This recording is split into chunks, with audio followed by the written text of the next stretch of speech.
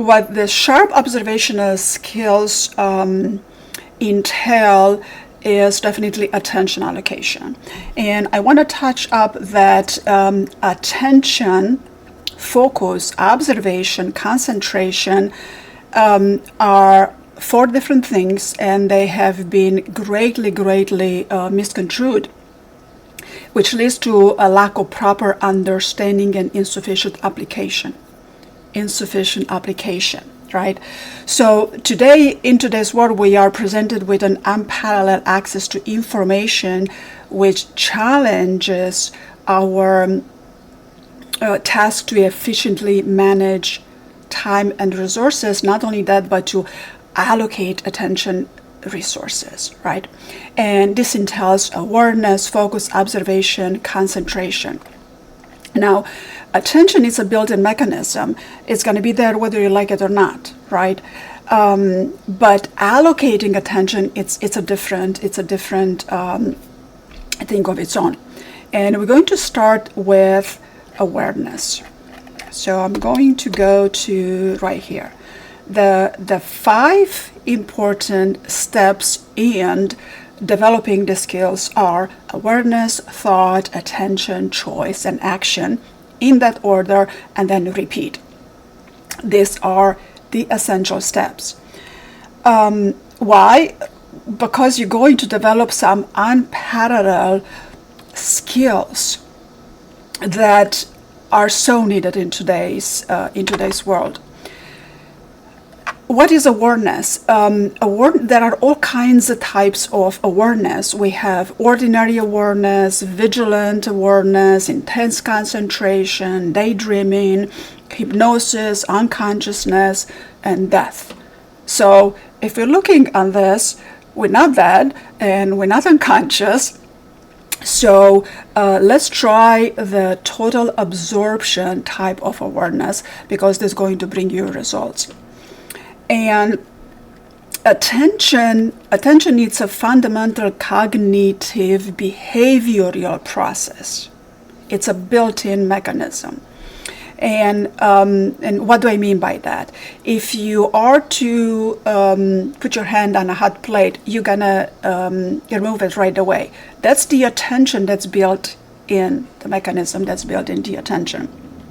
You don't have to think and consciously process the fact that you're gonna remove your hand from touching a hot plate. That's the attention building. Now, attention allocation, it's a different story. In within attention, we have several layers, and I'm not gonna spend too much time on it because I don't want to keep you bored. Yeah, I don't want you to be bored. So we have focused attention, sustained attention, selective, alternating, divided, and simultaneous. Now, simultaneous attention involves observing multiple events at the same time. Not processing, just observing multiple events at the same time, like 180 degrees, right? Being aware of it, a relaxed type of awareness.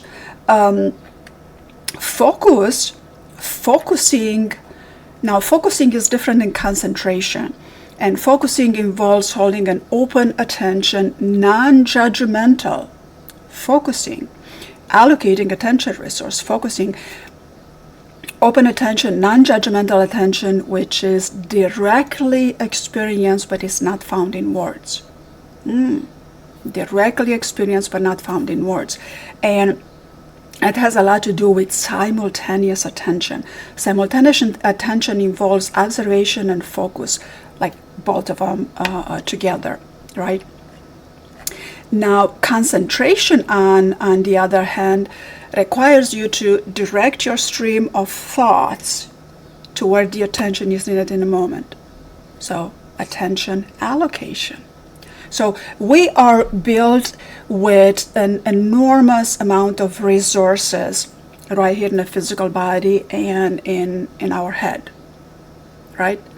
The brain, it's a sophisticated mechanism. So once we follow this steps, awareness, thought, attention, choice, and action, that means that you become aware of something, you have a thought about what you became aware, you're going to place attention on your thought, now no more automatic habits, then you're going to make a choice whether to think the thought, whether to speak the words, whether to engage in action, and then you're going to act. Finish the thought, that's a skill, say the word, or perceive with action, and continue to be aware, and so on. Now, every type of intelligence needs these sharp observational skills. Every single type of intelligence. What the main skill that is involved in the sharp attentional observation would be the higher mind practice. I've been teaching the higher mind since 2011. So it's been a long time, and the results I'm getting are just, I'm surprised and happy and humbled and know that just great results altogether. So for the most part, our attention, it's out there. That's the camera. It's like it's out there, outside of our immediate body. So through the higher mind, I'm teaching you to bring your attention close by, and then even farther, and then a little bit up. So there is a particular trajectory of bringing the attention point, because where your attention is, that's where you're at. If you have your attention on the screen right now, you are on the screen. You're not here, right? So simultaneous attention will teach you how to have your attention out there and in here both at the same time. So it takes a little bit of practice, but it's a pleasant practice.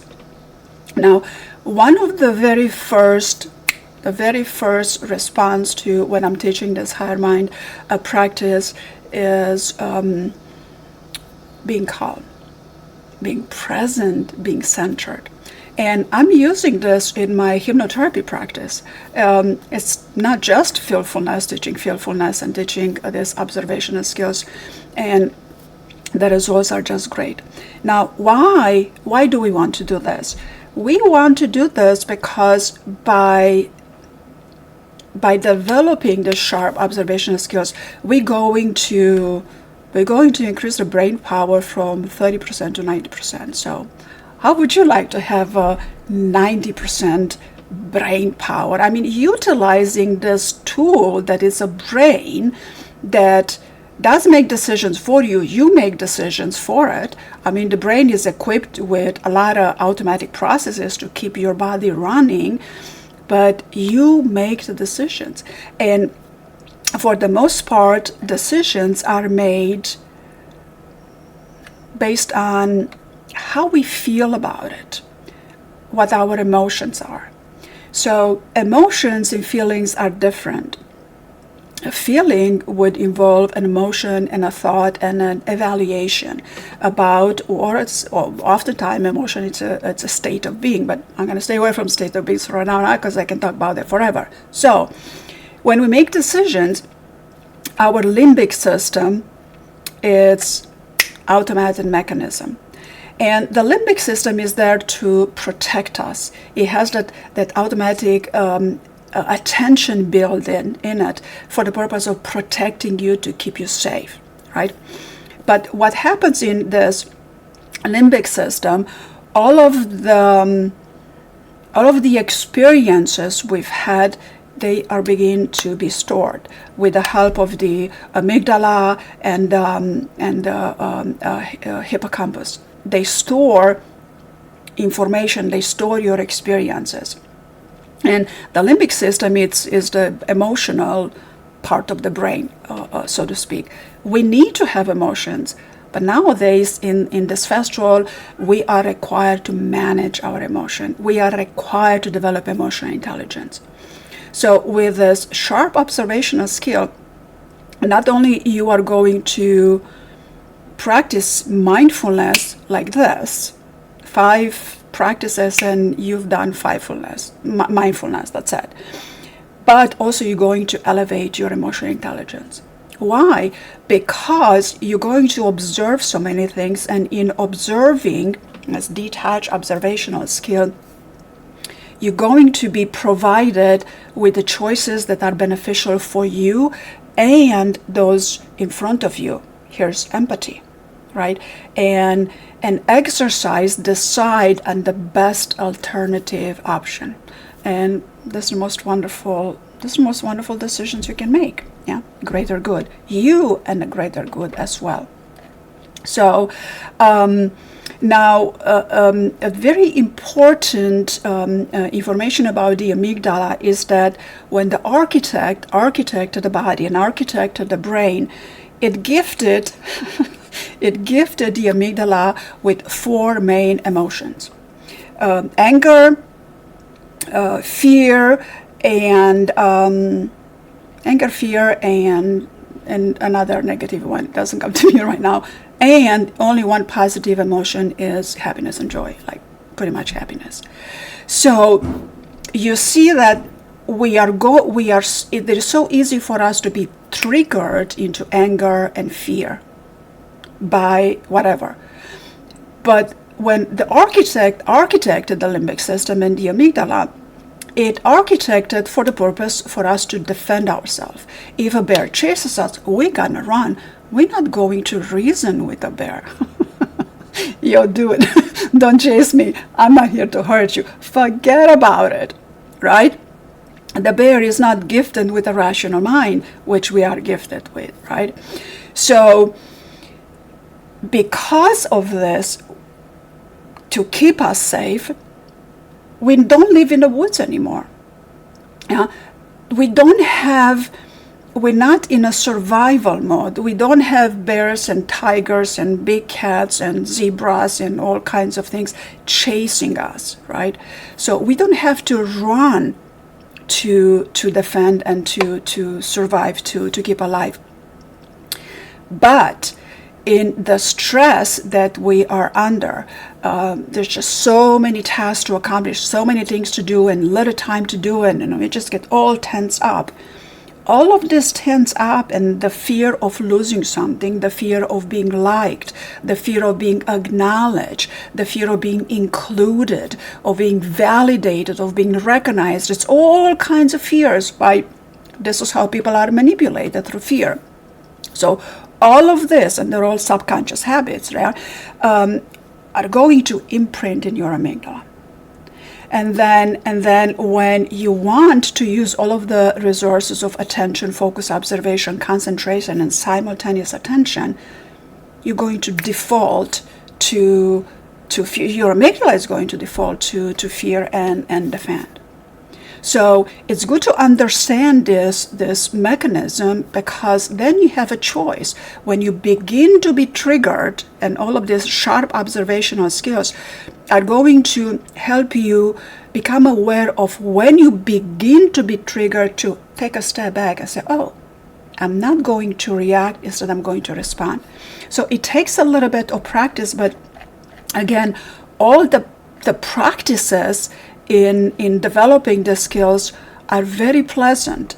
So pleasant and so relaxing that at the beginning most people fall asleep. But they fall asleep because they're tired. So I keep telling them, worry not about it, fall asleep, relax if you need to. You are just retraining your limbic system. And it is a fact that because of so much fear and so much fear conditioning, we don't quite know how to experience ourselves in joy and happiness and a relaxed, smooth flow mode. We don't know how to, right? And it takes a little bit of training on how to get there. Well, these sharp observational skills are going to get you there, right? And there are not that many practices to do, and they're pleasant. So there's absolutely zero reason for you to say no to it, because it's going to help you. It's absolutely going to help you and expand you. Doesn't matter. It really doesn't matter what type of intelligence you are, what type of intelligence you need to use in that particular task, because nobody has only one type of intelligence, and no intelligence is better than the other. It's just sometimes one is more beneficial than another, depending on the task, depending on what you need to do. So once we go through the steps, through this practices, we're going to learn to take your thoughts and emotions, to bring it into a feeling and bring it to your center, into the self. The self is the most important there is to you, to everybody, but we ignore it because we have been trained to cater to outside of us. And we have to cater to outside of us because we have to engage with each other, we have to be nice to each other, and we have to go to school, we have to go to work, and we have to do a good job, right? But we forget about the self, and this is what a lot of stress and anxiety and depression and a lot of low self-esteem come into. And the interesting thing about the self, last I attended the Evolution of Psychotherapy conferences. Every single presentation, every single psychotherapeutic approach had to do with eventually getting to the self. So, what does it mean? That means that if you're going to resolve the self, take care of the self, get into the self, which is your center, bridging your mind with your heart all together, you're going to resolve a lot of things. There's been no low self-esteem. There will be no lack of confidence. There will be, of course, no anxiety, and depression is a bit more complicated. But even depression is going to be tackled very, very well. Well, it depends on the type of depression. If it's clinical depression, it's a completely different story because that has a neurochemical component to it. All right. So this is going to solve a lot of issues. The only thing is that you need to practice a little bit. Now, why do you need to practice? Well, because it's going to form patterns. Remember when I talked about the amygdala? The amygdala is going to react and be triggered based on patterns you have stored there. Yeah?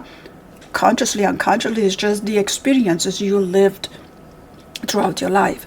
So this is where meditation and mindfulness comes in to help you store calming, happy experiences, so your amygdala will react, will respond instead of reacting, right? But feelfulness takes all of this skyrocketing in a short amount of time for you to learn to develop the sharp observational skill, to have the simultaneous attention, 180 degrees, and sometimes even be aware of what's behind you, not necessarily processing all this information, just observing it. It's a sharp, detached observation skill, and then by repeating these practices, you develop the skills because of the patterns. There has to be a part. Everything that is created from, with, through patterns. So we want to begin with pattern recognition, then pattern utilization, which it's a word triangle. What I offer word triangle are the first very simple basic pattern utilization that takes you, it just catapults you. It catapults you. Simple things, some of the simple things are the most powerful, Why? Well, breathing is a simple thing, right? But ask someone with a severe form of asthma or COPD, or someone that's on a ventilator. Is breathing something? Is it a very simple thing? No, it's not. So, but because breathing is so simple, we forget about it. So let's not forget about it and utilize the breathing properly. Why? Because when we consciously breathe, we're not going to consciously breathe all day. But every now and then, when we consciously breathe, take 3 or 5 breaths to consciously breathe, is going to activate your parasympathetic nervous system. That is neuroscience. That is neuroplasticity. In addition to all of the simultaneous time and all of the skills, it's just plain and simple neuroplasticity, regrooving new neural pathways. And that's fantastic. You have the capacity to do that. Yay, power to you, right? So now, when it comes to the mind, the conscious mind, there's 3 main levels in when you experience, right? Because the mind is complex and brain is complex, and there's many other classifications, which I'm not going to go into it right now. But you have the lower self, which is the unconscious mind. That's where we get triggered. That's where we get upset. Somebody doesn't like me. I'm not confident enough. Unconscious mind. And then you have the middle self, where you have the conscious mind. And although they're displayed proportionally over here, they're not proportional by any means. Conscious mind is very little compared to unconscious mind, compared to superconscious mind, right? And then we have the higher self, which is not just spiritual, because we hear about the higher self in spiritual teaching. It's not just there. It is the superconscious mind, which you access anyway. It's just you're not aware of it. So when you begin to access the superconscious mind consciously, detached observational skills, sharp attention allocation, sharp focus, sharp concentration, simultaneous time, feelfulness, uplifted, confident, perfect as you are, giving your gift to humanity. And that also means that you love what you do and you don't work a day in your life. That's a wonderful state to be in. And the way feelfulness goes further into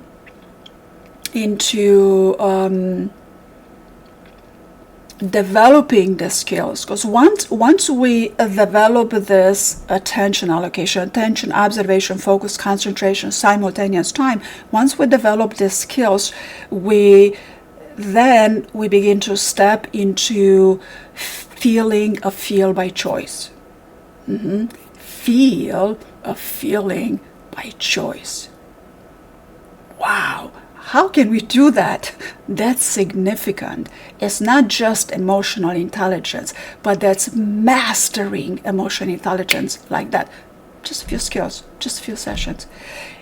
And linguistics, that specific words are going to get you there, not just any words. There's the sequence to it, but through feelfulness, we begin to create patterns by having a thought, having a pleasant feeling, which we learn through the skills, and then we repeat, right? In the beginning, we're going to pretend, because we're not necessarily going to feel all that certain, right? But there are techniques in which I can bring you to certain. And the brain doesn't know. The brain, if you tell your brain that you're certain, the brain is going to know, yeah, you're certain. If you tell the brain you're happy, sure you're happy. Yeah. If you tell the brain you're capable, brain is going to know you're capable. And then your shoulders are going to go back and say, try the feeling of capable.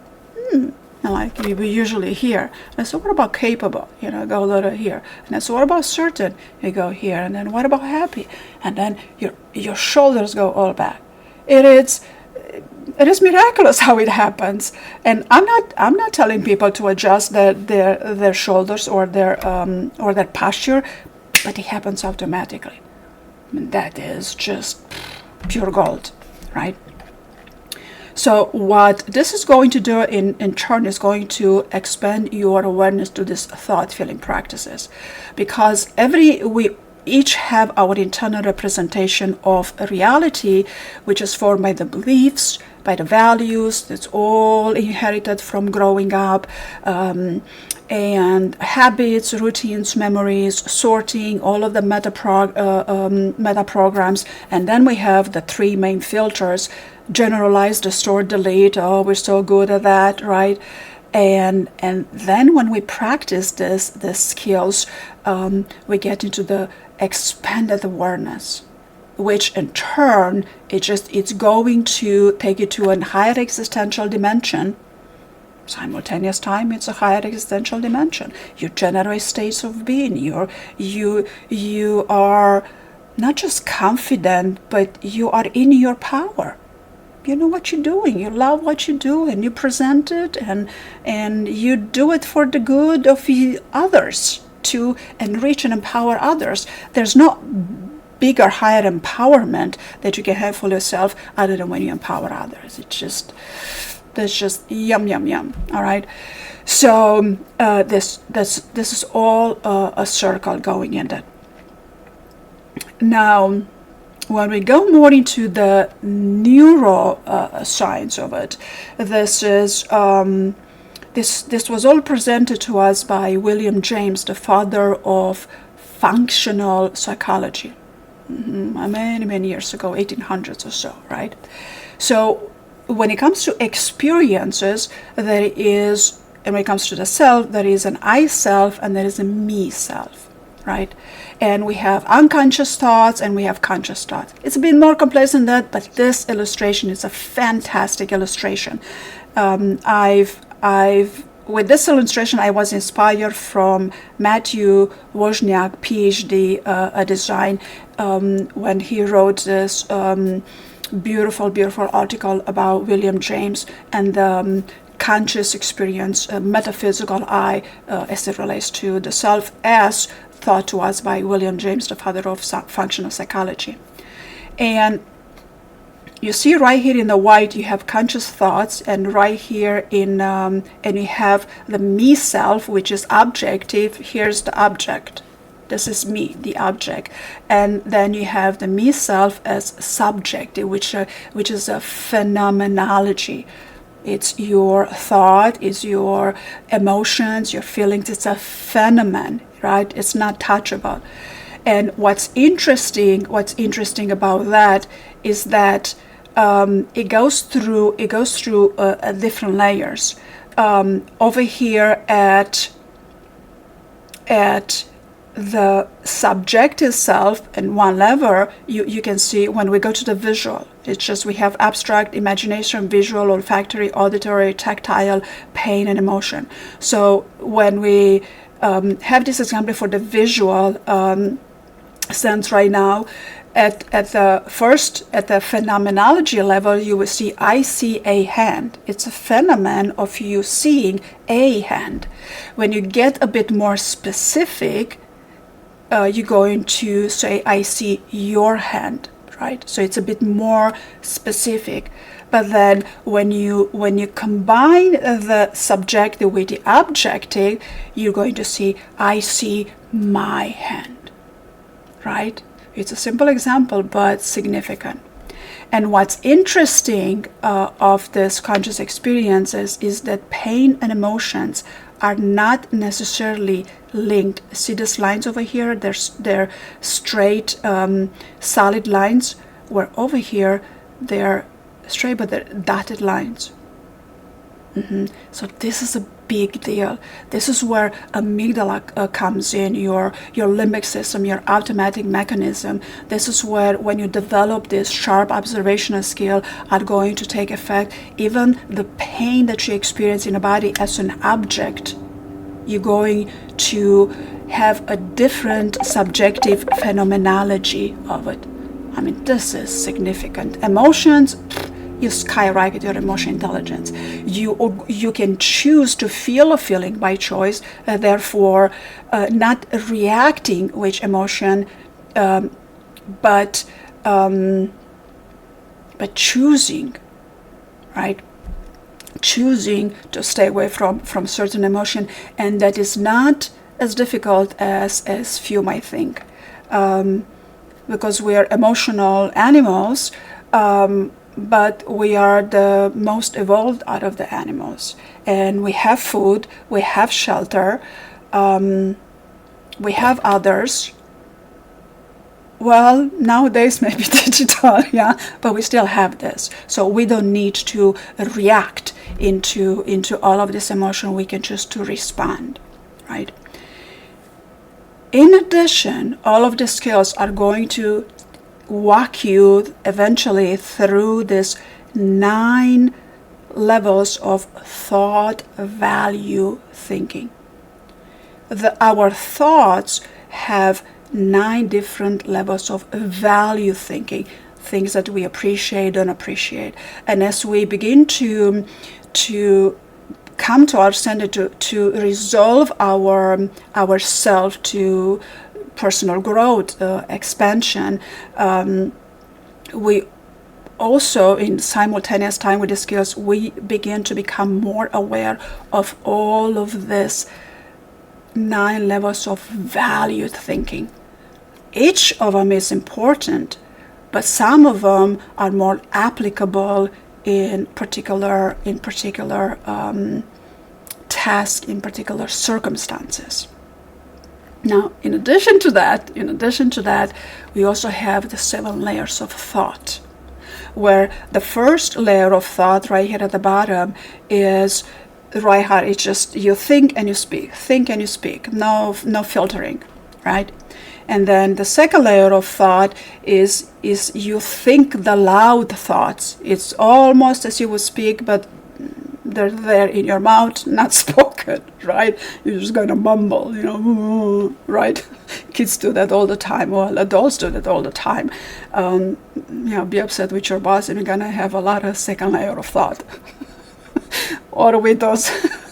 or be upset when you call customer service and you have to repeat human representative. You're going to have a lot of second layer of thought, mama bumbling over there, right? Then all of these layers of thought begin to be quieter and quieter and quieter. The third level of thought is where you think an action and you carry forward the action. So you follow all of the 5 steps of conscious creation, 5 steps of Feelfulness: awareness, thought, attention, choice, and action. So that's a third layer of thought. Then we get into the 4th, the 5th, and 6th, and 7th, right? And it's going to be a different presentation at a different time. But what I want you to take with you today, one of the most important things that you can take with you today, is the capacity to modify your thoughts, choose your thoughts, and then bring your emotion, join that with your thoughts. You're going to create a feeling to come in your center. And this center is not the emotional heart or the romantic heart that there is. No, it is your mind joined together with your heart. Because the longest trip you can ever take in your life is from your mind to your heart. That's the longest trip. And then when you join this together, you're going to find yourself in a higher mind just like that. Just like that. In yourself, in your center, very little things will bother you unless there is a lack of integrity, unless there is abuse and violence. Those kind of things are going to bother you. But when somebody doesn't value you, that's not going to bother you. When somebody doesn't recognize you, that's not going to bother you, because you're going to understand and they have their own process and they haven't joined this right here, right? And right now, let's do a little bit of practice. So who wants to join me right now? Out of these 2 wonderful girls, who wants to join me? Liz, Mamit? No? Nobody's going to join me? Yes, we would just give us a minute. All right, yeah, we have to click. All right, allocate your attention and click on what needs to be clicked, because if you don't click on what needs to be clicked, we're just going to be poof. No more presentation. All right, So what we're going to do, we're going to take your attention from out there, bring it closer, closer, closer, and I'm going to guide you. It's not going to make sense. You're not going to know what to do. You're not going to know that you're doing it right, but you're going to have a sensation, an experience, a feeling. Is going to be sort of something kind of like a cloud. It's not precise, but kind of sort of like that.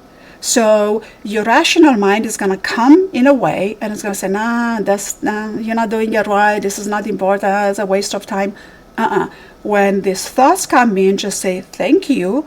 I'll be with you later. Why? Tell your thoughts. Why don't you wait into the waiting room? I am with a doctor right now. I am with a self-doctor right now. In the waiting room, I'll be with you later. And you'll be surprised how the thoughts will behave. Yeah, we're not going to suppress thoughts, we're not going to suppress emotion. So we're just going to relax and just become aware of yourself. And just be aware that your attention is right there on the screen. So as you look on the screen, you want to soften the focus of your eyes. That has to do with the muscle. Yeah. Eventually you will close your eyes, but not just yet. When we want to reduce stimuli input, and with eyes closed, we reduce a lot of the stimuli input. But also we are going to learn how to do this with eyes open just as well. So there is no need to look at me, but you can kind of just listen. Yeah. So from where your attention is over there, you can kind of begin to bring it closer to you, to your face. And there's going to be some sort of a sensation over here when you bring your attention closer to you. And then from here, try to bring your attention to your eyes. And from your eyes, you're going to go a little bit back and a little bit up. Yeah. We're going to say hello to the limbic system. Yeah, we're just saying hello to the limbic system. Yeah. And we're going to nurture the limbic system. And the limbic system is going to say, oh, yes. All right, so bring your attention a little bit here behind your eyes, a little bit back, like 1.5 inches back and 1 inch up. So tell me your experience right now. It's not right and wrong. It takes a while to get your attention with the eyes towards the back. It feels I have to make an effort to get the attention there. Yes, there is an effort. So now you can gently close your eyes or just look down, whichever is comfortable to you. Yeah.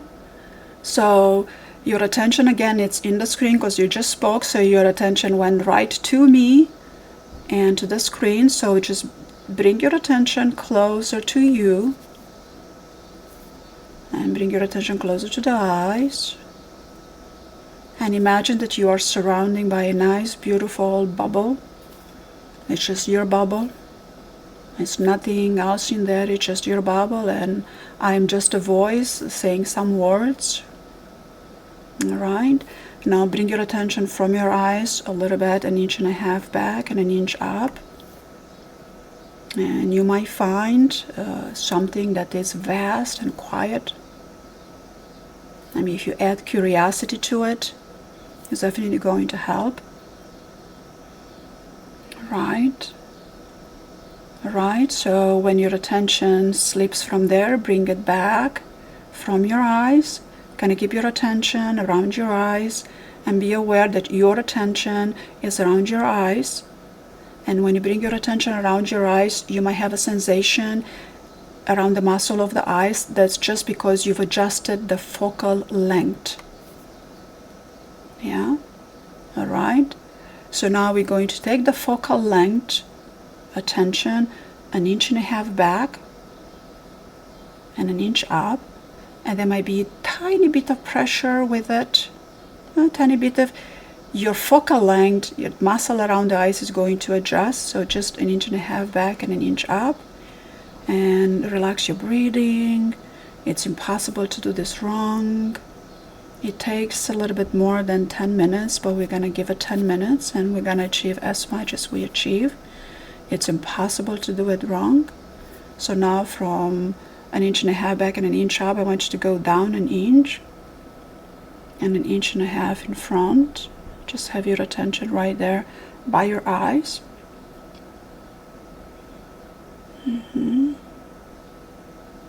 You shifted very well. I felt you. Very good, Mamit.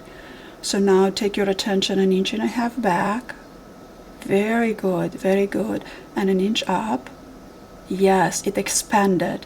So it just expanded almost as if a vast cathedral that's quiet and spacious. And add a little bit of curiosity to it. It's like, not needing to process anything, just observe. So right there, sitting in this vast cathedral, observing this vast space, and all of this cathedral begins to be as large as the bubble you're sitting in, almost that it's just you and the space, and it's quiet and it's vast, open, and all of the possibilities are available to you. But curiosity, you will choose curiosity out of all the possibilities. So now you shifted out of it. Okay, so let's bring your attention in front of your eyes. And then behind your eyes. Okay, let it be playful because you shifted out of it. Let it be playful. Very good. That's good, right there. Smile and curiosity. It's impossible to do it wrong. It's not rational. It's not linear. So behind your eyes, relax your breathing and bring 1.5 inches back. Very good. And 1 inch up. And stay there. Just stay there. Observe. Observe. Breathe. It's vast. It's spacious. Now from there go down 1 inch and come back in front 1.5 inches. And there might be a little bit of pressure when you do this trajectory. That's alright. Just continue to breathe. Your breathing might just get a little bit tighter. Very good. Relax your breathing, relax your attention. Keep your eyes closed, relax everything. Take a nice breath, a nice exhale. Right. Now bring your attention to your eyes. Bring your attention behind your eyes. Very good, very good. Yes, 1.5 inches back. And 1 inch up. There is a difference right now. You felt a difference, very tiny difference. Stay with it. No need to label it. Yeah, it expands. So from there you can go down 1 inch and forward 1.5 inches. Relax your breathing. When we do this trajectory, our breathing might get a bit tighter, which is okay for the beginning. There might be a little bit of pressure inside the head, behind the eyes, and a little bit of pressure, which is okay. It's just at the beginning because we are not used to adjusting our focal length as such. So now go back 1.5 inches and 1 inch up. And enjoy yourself right there. There is space. It's vast. Just enjoy yourself in that openness. It's just enjoyment, vastness, curiosity, nothing else. That's all there is. And it's expanding. Yes. Very well. Yes, Mamit. Very good. So now when you're ready, do you want to get out of that? Not quite. All right, so when you're ready,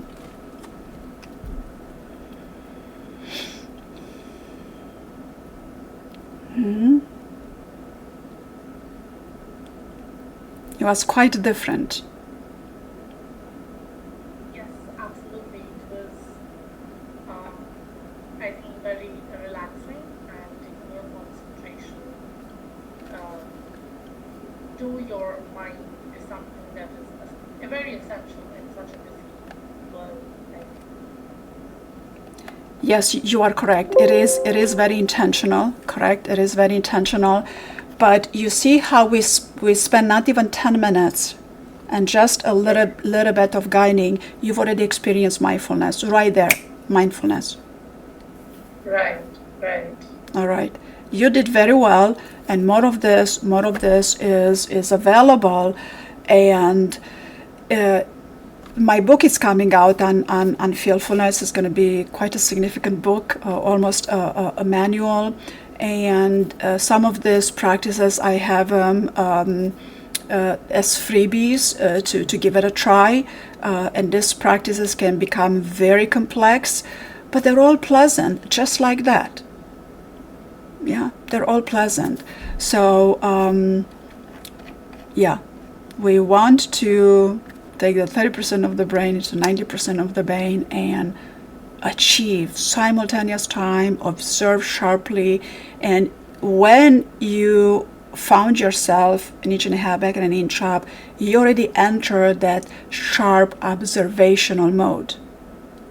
Because in that mode, we don't need to label anything right away. But we are aware of it and we make decisions like that, based on values, beliefs, integrity. Amazing. And would you like to share where people can find you, where they can get in touch with you?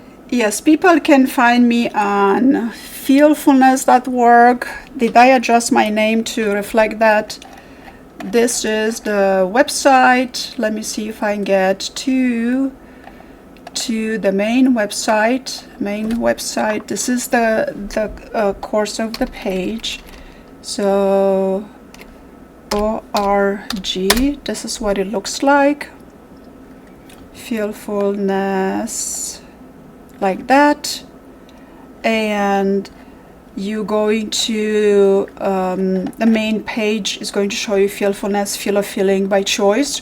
But before we learn how to feel a feeling by choice, we need this detached observational skills, right?